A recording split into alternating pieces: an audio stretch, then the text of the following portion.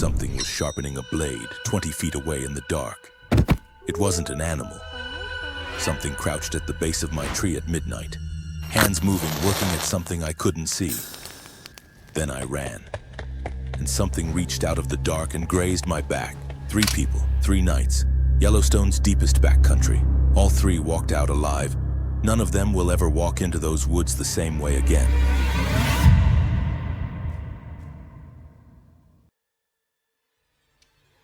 My name's Sarah Voss, wildlife photographer out of Denver. 6 years spent finding backcountry nobody else bothers reaching, learning along the way to trust a specific feeling in my gut before my mind had caught up with why. I'd hiked into the thoroughfare deep in Yellowstone's backcountry, the farthest point from a paved road anywhere in the lower 48, because that kind of isolation is where the best photographs live. I've done trips like it a dozen times. I'm telling you this now from somewhere safe, months later, and some of it I still can't say out loud without my hands going cold. I stopped walking before I understood why. Nothing had made a sound. No branch snapped. No wind shifted through the pines behind me. But some old animal part of my body had already decided something was wrong, and it took my legs with it before my thoughts caught up.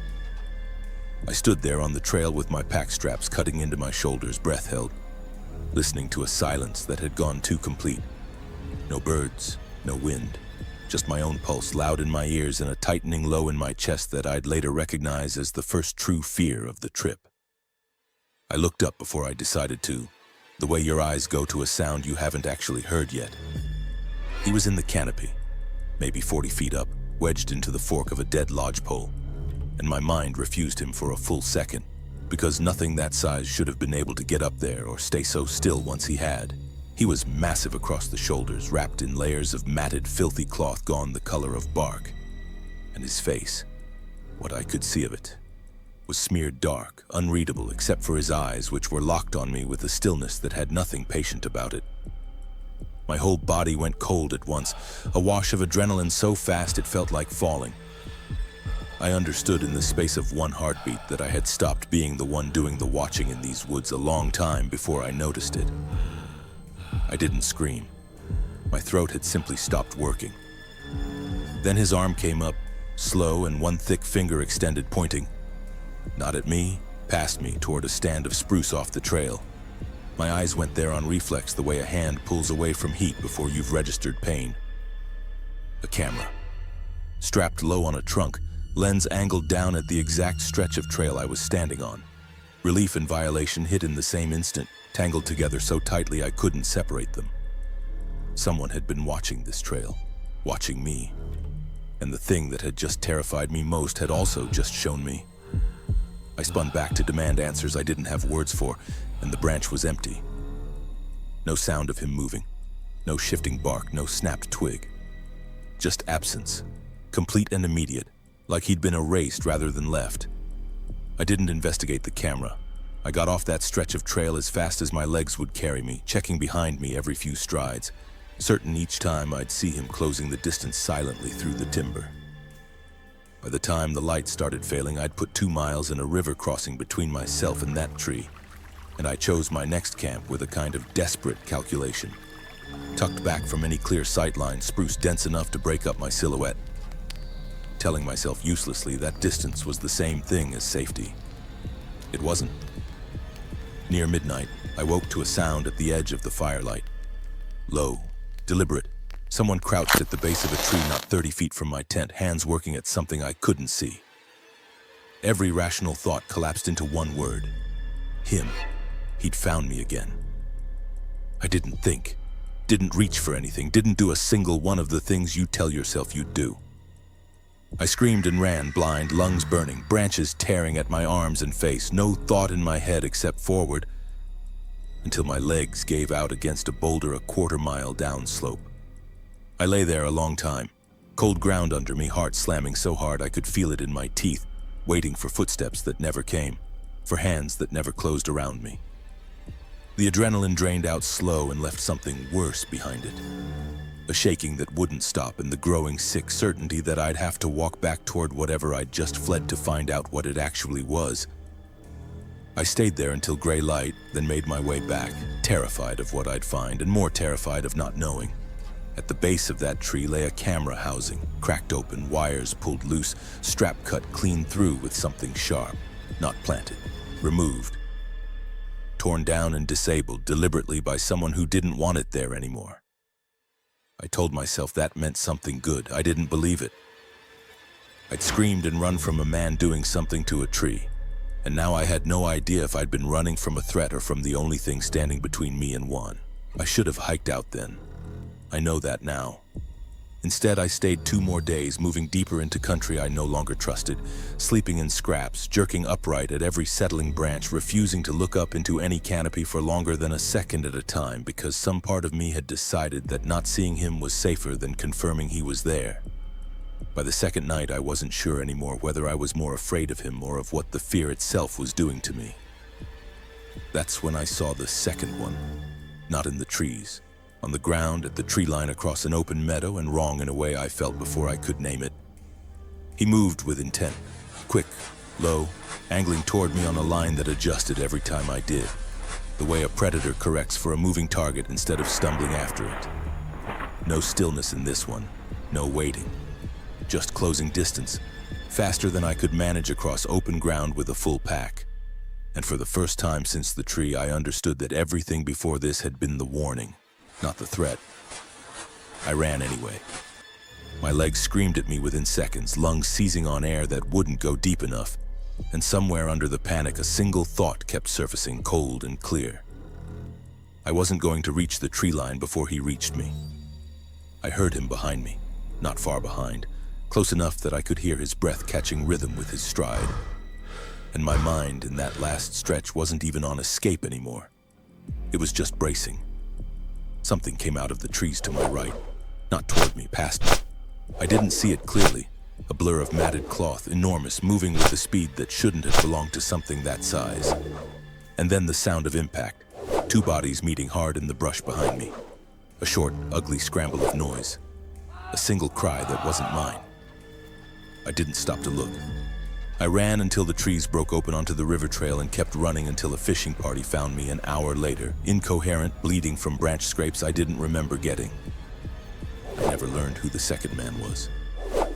Rangers found disturbed ground where I said drag marks leading off into deeper timber and nothing else. I still don't know if the thing in the trees was ever a danger to me at all, or if it was the only reason I made it out of that country alive. Most nights it doesn't cross my mind. But every so often, somewhere between waking and asleep, I feel it again without warning. That first cold drop in my chest, the one that told me I was being watched before I ever looked up. And for a few seconds I'm back on that trail, certain that somewhere he's still up there, still pointing at whoever's walking through next. If you think being watched is the worst thing the woods can do to you, the next one will prove you wrong.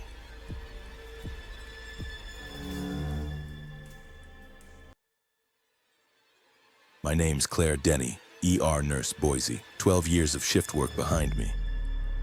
The kind of years that leave your body permanently tuned to threat before your mind has caught up. I'm telling this from home now, months later, and my hands still aren't steady doing it. I felt it before I even saw him. That cold drop under my ribs, the one that hits right before a trauma bay door bursts open. Except there was no door here, just an empty trail near Norris, deep inside Yellowstone, and a ranger station coming into view where nothing should have felt wrong yet.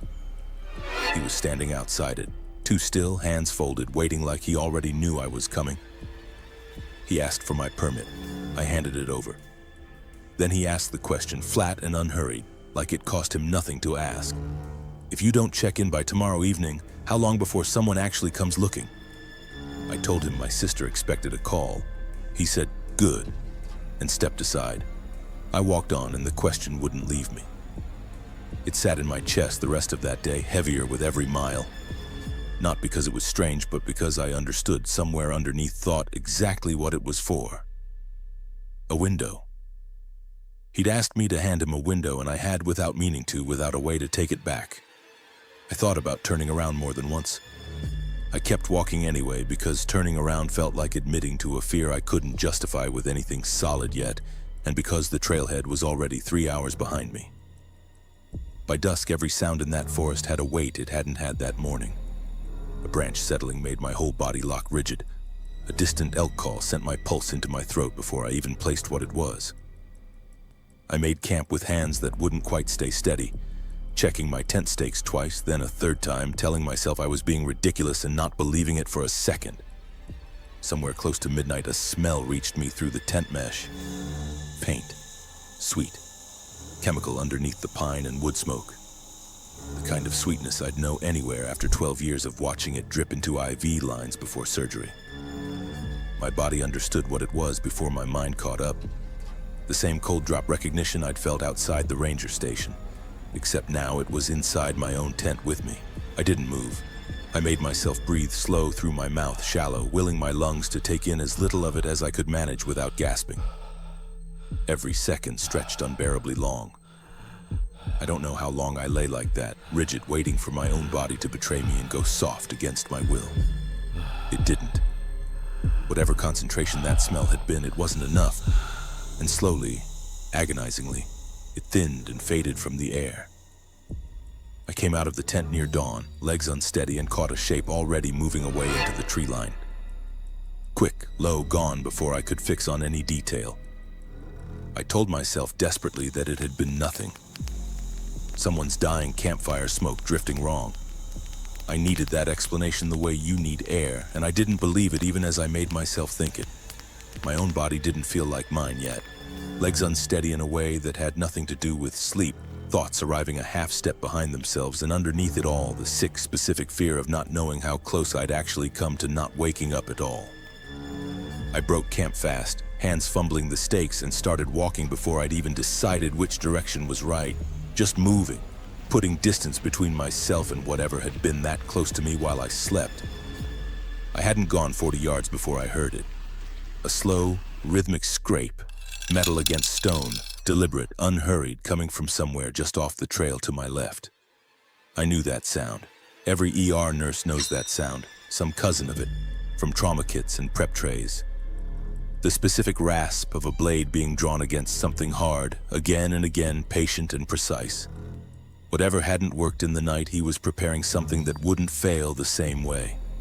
I froze. My whole chest had gone tight. Breath caught somewhere I couldn't reach, and the scraping didn't stop. Steady, patient, each pass of metal on stone landing in time with my own pulse until I couldn't tell which one I was actually hearing. It went on longer than it needed to. Long enough that some part of me understood he wasn't sharpening anything anymore. He was making sure I heard it. Then through a gap in the brush, I saw him. The ranger, or the man in that uniform, moving toward me with something long and thin catching the early light in his hand. Not rushing, walking the way someone walks when they've already decided the outcome and are only choosing their pace. I couldn't run. My legs had locked the way they do in the worst codes I've ever worked, the ones where your training is the only thing left standing between you and collapsing where you stand. I don't remember deciding to stay still. I just was. Then voices somewhere behind him carrying through the trees. More than one, calling a name that wasn't mine, moving fast, close. He stopped mid-stride. For one held second, he looked exactly like a man weighing a decision, and then he was gone. Not running, just folding back into the timber with the same unhurried economy he'd approached with, like stepping off a shift rather than fleeing one. I didn't move until the voices resolved into shapes coming up the trail. 2 backcountry rangers, and behind them, unmistakably my sister, out of breath, face white with a fear I recognized because I'd been wearing it for hours. She told me later that when I hadn't called by the agreed time, she'd gotten in the car, driven straight to the station, and found the rangers already gearing up. Because the man at the desk that morning, the one whose shift had started at the checkpoint where I'd been screened the day before, nobody confirmed for me that he was the man I'd seen with the knife. Nobody confirmed he wasn't. Whoever asked me that question outside the station was never identified, and no one could tell me with any certainty whether the rangers searching for me that morning had been closing in on him, or whether he'd simply run when he heard voices the way anything does when it senses it's run out of time. I go back over that question some nights. How long before someone comes looking? And I still don't know if my sister's call closed the window just in time, or if it was never about time at all. I still work nights in the ER. Still notice a pulse too slow. An answer that lands a half-second late. Most of the time it means nothing. But every so often in the middle of an ordinary shift, that same sweet chemical smell drifts past me from some IV line. And for half a second I'm back in that tent lying still, waiting to find out whether I'd already lost.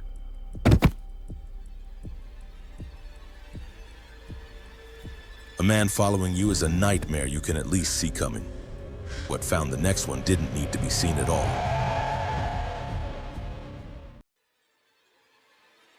The first howl stopped me mid-step, one boot still lifted off the ground, and I did what 4 years of fieldwork had built into my body before my mind even finished catching up.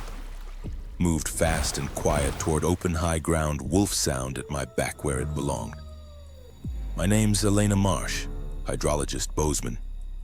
I spend more days than most rangers alone in Yellowstone's backcountry, tracking thermal drainage above Lamar Valley where the ground drops in folds too subtle to read on any map and the nearest road sits 2 miles behind whatever direction you're facing.